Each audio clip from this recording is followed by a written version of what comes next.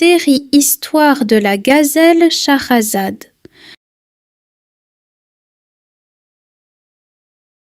L'invite de l'éléphant. Vers le soir, la gazelle Rime s'assit aux côtés de l'épouse du roi de la forêt et lui dit: Le petit éléphant, Fofo, causait beaucoup de problèmes à ses parents. Malgré la gentillesse de son cœur et son amour pour les autres, il ne gardait pas les secrets. Il parlait avec n'importe qui des secrets de sa famille, ainsi que ceux des habitants de la forêt. Et un jour, il dit à son père: « J'ai 3 ans maintenant, papa. Je peux sortir avec mes amis à l'extérieur de la forêt. Alors, n'aie pas peur pour moi, et permets-moi de sortir de la forêt pour quelque heure. » Le père lui dit: « Demain, un groupe d'éléphants sortira ramener une quantité d'arbres pour construire une grande muraille.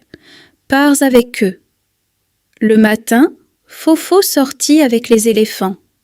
Après un petit moment, il s'éloigna de ses amis et rencontra une vieille hyène qui l'accueillit et lui dit: « Tu es certainement Fofo, le fils de mon vieil ami que je n'ai pas vu depuis 2 ans, quand j'ai quitté la forêt. » Fofo fut étonné d'entendre son nom à l'extérieur de la forêt. Ravi, il dit à l'hyène: « Je suis Fofo et je suis heureux de te connaître. » L'hyène dit: « Comment va ton père et les habitants de la forêt? Est-ce que le roi enlève toujours sa couronne avant de dormir pour la donner à son ministre le singe, qui la monte sur l'arbre et la lui remet au matin? » Fofo répondit, tout content: « Non, il la donne à mon père chaque soir. » L'hyène reprit: « Cela empêche ton père de dormir? » Fofo rit et dit: « Si, il dort toute la nuit. C'est moi qui veille. » L'hyène lui dit en riant: « Je serai ton invité ce soir, pour veiller avec toi. Mais ne le dis pas à ton père pour que je lui fasse une surprise. » L'éléphant revint à la forêt, et au soir, l'hyène y pénétra sans passer par la porte principale. Fofo fut content de la voir et lui dit: « Mon père sera content quand je le réveillerai pour te voir. » L'hyène répondit en chuchotant: « Ne le réveille pas, montre-moi plutôt la couronne.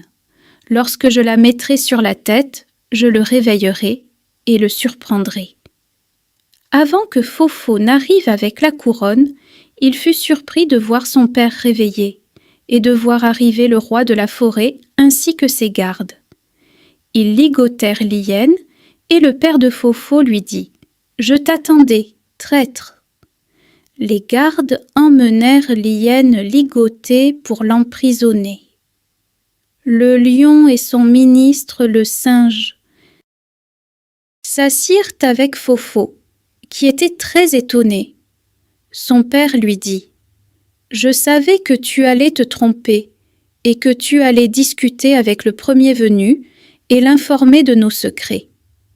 C'est pour cela que j'ai demandé au singe de te surveiller de loin. Il a écouté ta conversation avec l'hyène et est venu nous en informer. Nous avons alors préparé le matériel pour l'arrêter. » Puis le roi dit: « Cette hyène était sur le point de voler la couronne, il y a 2 ans, pour être le roi. Lorsque nous l'avons découvert, nous l'avons exclue de la forêt. » Puis le singe ministre dit: « Et depuis, elle essaie de voler la couronne par n'importe quel moyen. Elle t'a exploité pour réaliser son rêve. » Fofo fut très triste après avoir compris son erreur, qui allait complètement renverser la forêt.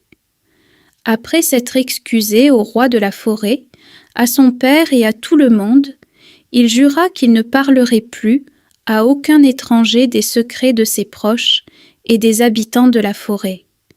Il retiendrait sa langue avec tout le monde.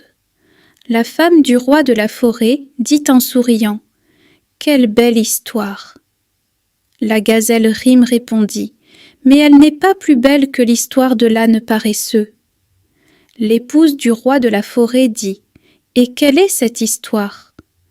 Rime répondit : « Le soleil s'est levé, je ne pourrai te la raconter que le soir. » L'épouse du lion sourit et dit : « Je ne vois pas d'inconvénient, nous attendrons le soir. »